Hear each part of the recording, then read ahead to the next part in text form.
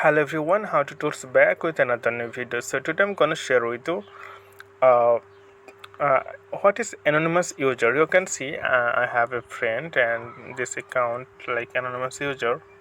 So why it's happen? Because the person the person delete his or her account or maybe disable temporarily disable her or his Gmail account.